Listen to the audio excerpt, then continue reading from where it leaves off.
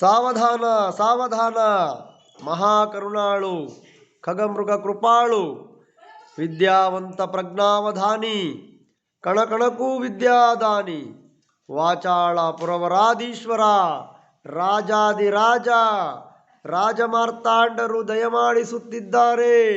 ಬಹುಪರಾಗ್ ಬಹುಪರಾಗ್ ಬಹುಪರಾಗ್.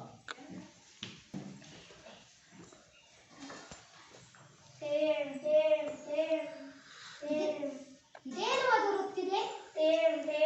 ಯಾವ ಭಾಷೆ ಮಾತಾಡ್ತಾ ಇದೆ? ಪ್ರಾಕೃತ ಭಾಷೆನ, ಪಿಶಾಚ ಭಾಷೆನ? ಏನಿದರ ಅರ್ಥ? ರಾಜಾದಿರಾಜ, ಇದೊಂದು ಕಾಡು ಜಾತಿ. ಅನಾಗರಿಕ ವಸಂತ ಕಾಲಕ್ಕೆ ಮದ ಹತ್ತಿ ರಾಜನ ತೋಟಕ್ಕೆ ನುಗ್ಗಿ ಹಣ್ಣು ಹಂಪಲುಗಳನ್ನು ನಾಶಪಡಿಸಿದೆ. ಇದಕ್ಕೆ ಮಾತು ಬರುತ್ತದೆಯೇ? ಇಲ್ಲ. ಓದು ಆಡು ಬರುತ್ತದೆಯೇ? ಇಲ್ಲ. ಓದು ಬರುತ್ತದೆಯೇ? ಇಲ್ಲ. ನೃತ್ಯ ಬರುತ್ತದೆಯೇ?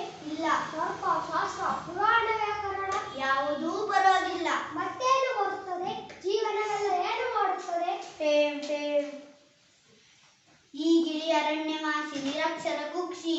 ಸಂಗೀತವಿಲ್ಲ, ನೃತ್ಯವಿಲ್ಲ, ಗದ್ಯ ಪದ್ಯದ ಬೇರೆ ಗೊತ್ತಿಲ್ಲ.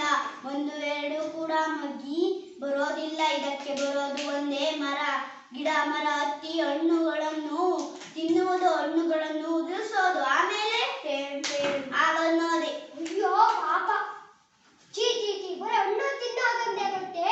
ಮಹಾವಾಚಾಳ ನಗರೋದ್ಯಾನದಲ್ಲಿ ಒಂದು ಹಣ್ಣು ತಿನ್ನೋದು ಮಾತ್ರ ಗೊತ್ತೇ? ಸುಶಿಕ್ಷಿತ ನಾಗರಿಕ ರಾಜ್ಯದಲ್ಲಿ ಅನಾಗರಿಕ ಪಕ್ಷಿ, ರಾಜಕಾರಣದಲ್ಲಿ ನಿರಕ್ಷರ ಪಕ್ಷಿ, ಮತ್ತೆ ಇದಕ್ಕೆ ನೀವೇ ಸಾಕ್ಷಿ. ಮಂತ್ರಿ, ಈ ಅಸಭ್ಯ ಪಕ್ಷಿಯನ್ನು ರಾಜಶಾಲೆಗೆ ಸೇರಿಸತಕ್ಕದ್ದು. ರಾಜ್ಯ ವ್ಯಾಪಕರಿಂದ ಶಿಕ್ಷಣ ಕೊಡಿಸು.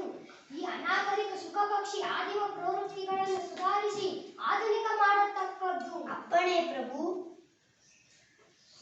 ಈ ಸಭ್ಯತೆ ಕಲಿಯಲಿ, ಕಾಡುತನ ಮರೆಯಲಿ, ಶಾಸ್ತ್ರ ವ್ಯಾಕರಣ ಕಲಿತು ಸುಶಿಕ್ಷಿತವಾಗಲಿ, ಕಾಡು ಸುಸಂಸ್ಕೃತವಾಗಲಿ, ಕಾಡು ಸುಸಂಸ್ಕೃತನಾಗಿ ಕಾಡಿನ ಉಳಿದ ಶುಕಪಕ್ಷಿಗಳನ್ನು ಸಭ್ಯ ಮಾಡಲಿ. ಅಪ್ಪಣೆ ಪ್ರಭು. ರಾಜ ಅಳಿಯ ದೇವರು ಮಹಾ ಪ್ರತಿಭಾಶಾಲಿಗಳು. ದೇಶಕೋಶಗಳ ಸುತ್ತಿ ಪದವಿಗಳನ್ನು ಒತ್ತು ತಂದವರು. ಕಾಂಬೋ ದೇಶದಲ್ಲಿ ಪ್ರಾಣಿಶಾಸ್ತ್ರ ಪಕ್ಷಿಶಾಸ್ತ್ರ ಪಾರಂಗತರಾದರು. ಇದಕ್ಕೆ ಅಳಿಯ ರಾಜರಿಗೆ ಸುಖ ಶಿಕ್ಷಣ ಭಾರವನ್ನು ವಹಿಸಿ ಬಿಡೋಣ. ವಿನಂತಿಯನ್ನು ಸ್ವೀಕರಿಸಿದ್ದೇವೆ ಹಿರಿಯ ರಾಜ. ಇಂದಿನಿಂದ ನೀನು ಸುಖ ಶಿಕ್ಷಣ ಮಂತ್ರಿ. ಮಹಾರಾಜ ರಾಜಮಾವ, ನಮ್ಮದೊಂದು ನಮ್ರ ನಿವೇದನೆ. ಇದನ್ನು ರಾಜಶಾಲೆಗೆ ಸೇರಿಸುವ ಮೊದಲು ಒಂದು ಮುಖ್ಯ ತಥ್ಯವನ್ನು ಕಂಡುಹಿಡಿಯಬೇಕು. ಇದರ ಸಭ್ಯತೆ ಮತ್ತು